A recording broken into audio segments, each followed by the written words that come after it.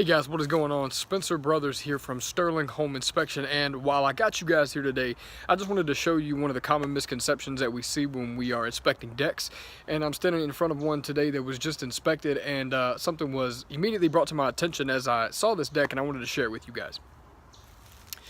So as we see here, what we expect when we look at a stairwell such as this is for there to be balusters that connect from the top of the handrail down to the bottom. In this particular case, we see absolutely no balusters at all, except for the main one right there in the middle and the one down here at the very bottom, which is actually a post and not a baluster. So these missing balusters present a problem in that if a child or a small animal is coming down the stairs hazardly, they have the potential seriously to fall through those stairs. That can cause serious injury, especially considering that we're up, it looks like at least a story from the top of the deck down to the ground, which is, as you can see, concrete.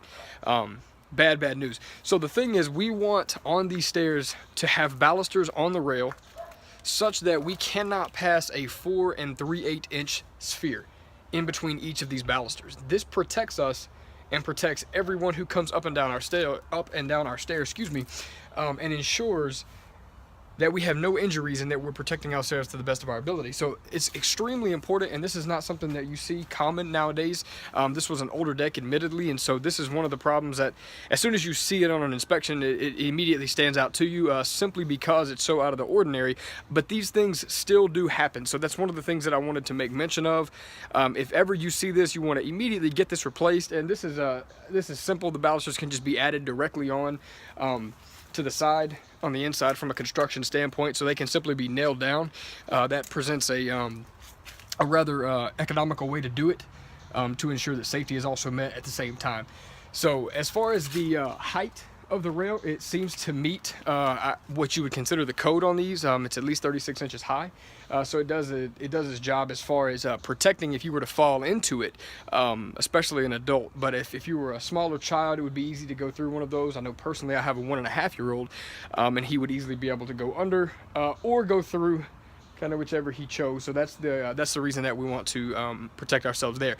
So if we will look up at the actual deck itself, what we will notice is that these have balusters, and these balusters appear to be properly spaced. So basically what we would want is to see those same balusters going down the side of the stairs as well, offering that same level of protection.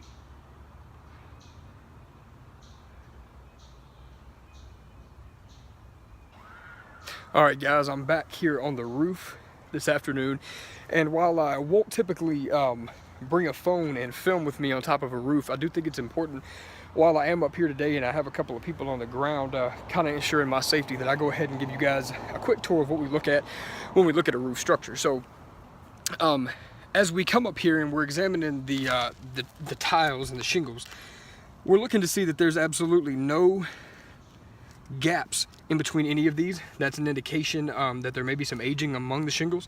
We're also ensuring that the granular is not lost, which is also another sign of indication. These are all completely sealed. As you can see, I can't pull these up, I can't move these at all.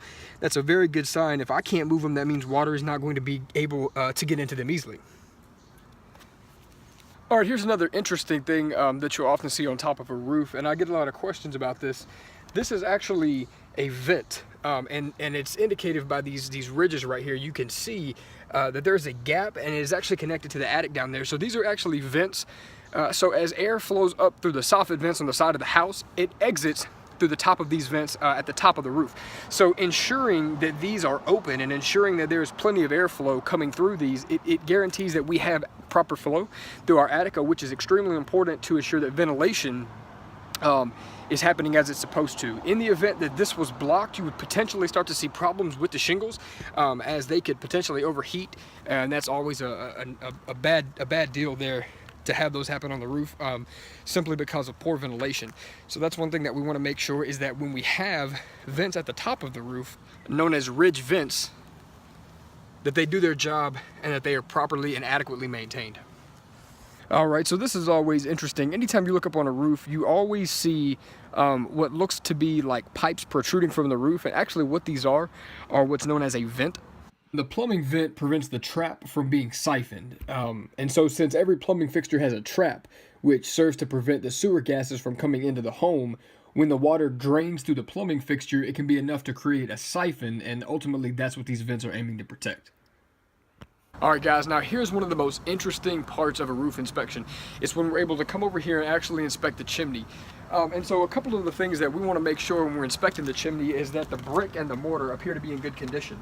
In this particular case, what we can see on both sides is that the brick has deteriorated along with the mortar. This presents us with a couple of problems here. It means that water has caused this brick to deteriorate to a degree that could ultimately lead to collapse of the chimney if left in this state to continue over time. What you see here is a chimney cover. This is very good. We want to make sure that these are on our chimneys to some degree or another one. This one is pretty large. But what this actually does is prevent water from coming down into the flue pipe, which is extremely important.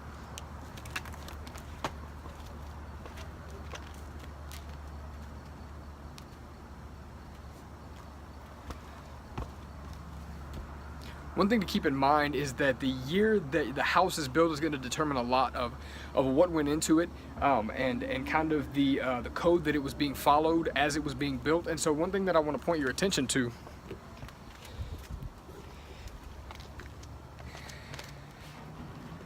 is that if we actually take a look inside of the cap here, and we're able to see the flue pipe as it extends, and it appears to be roughly even with the mortar that's lining the top of the chimney. Now, what's important is that in this particular case, the flue pipe does not extend above the top of the chimney, which is typical on modern day roofs. So what we want to see is a 2-inch projection from the top. So we would like to see at least 2 inches coming up and above the base level here.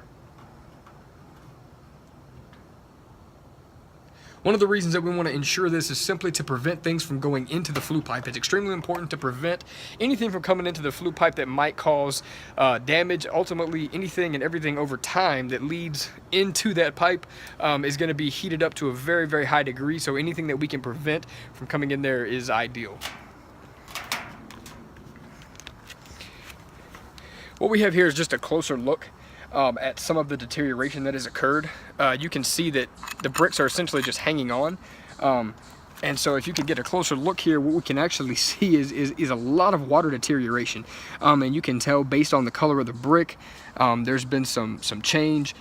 Definitely not what we want to see on a roof, nor a chimney. All right, so what we have here is another vent. This one right here actually allows for air not only to exit through the top of the ridge vents, as you're able to see, but through the side right here. So one thing that the owner of the home mentioned was that at times they were able to hear what sounded like squirrels in the attic, and this seems to be exactly what you would expect to find, because it seems that we have had something, very likely a squirrel, open one of those vents up, which is very easy for them to do. And then if you're able to see in there, actually claw through what appears to be a piece of wire to get in there. So they're able to come and go as they please, especially as the weather gets cold. They're going to be taking shelter in there, trying to stay as warm as they can. And so it's extremely important to make sure that we prevent rodents from coming in the attic. And this is one of the ways that we do that, by fixing these and making these repairs as soon as we note that there's a problem. Walking the roof is extremely important. We want to make sure that we get on as many roofs as we possibly can. And the only thing that we are concerned of when we step up here is our own safety, and to ensure that we are not missing anything that could potentially cause the buyer to make a decision with incorrect information. So we're going to walk it, and we've walked it today, every inch of it that we possibly can. We get near the edge. We make sure that the gutters are clear. We make sure that everything tends to be in proper working order, so that we can do the best that we can to guarantee that the roof is in the condition that we described. One thing that we often see is water heaters that are covered up. And so in this particular case, what we want to see is accessible space around the water heater and in front of the electrical panel. And in this particular case, both seem to be covered. So there is a small visible walk space in between these. So we will get in there and we will take a look at these things at a closer angle. But one thing that we want to keep in mind is that these things do need space, not only to be operated on effectively at times, but also to prevent danger. If these things do tend to spark with nearby things, they can easily catch fire. In particular case for the hot water heater here, the temperature pressure relief valve is extremely important to make sure that when a temperature is reached in excess of what the heater can withhold and maintain, that it's able to vent. And the same thing with the pressure. The pressure that builds up in this system can explode and ultimately go straight through the top of the house. These things have been known to do that. So if you're on YouTube, yeah, punch that in and go take a look, because that's real life. So we want to make sure that there's nothing around that damage can be caused to. I wanted to point this out to you guys because the homeowner asked me about this just briefly, just a simple question as far as what this was in particular. And so just to kind of bring some clarification, just in case you guys are wondering as well, this is actually the water inlet. This is where the water enters the house. This is actually a pressure regulator to ensure that water is distributed at the correct pressure. And so as we follow it down, this branch leads out actually to a hose bib or a hose pipe. And then coming down here is where the main water shutoff is. So this is one of the things that we are required to identify on an inspection, is where we can shut water off. So if we are to close this here, we're going to shut water off to the entire house. And so this is where it's coming in right here, and you can see that this is sealed up nice and tight. And so it appears that it comes up past our main water shutoff, goes through our pressure regulator, goes up to the top, and then carries its way all the way over to the other side, at which case it is distributed to the hot water heater and all the other things that require water throughout the house, at which point it is distributed to every room and to every level.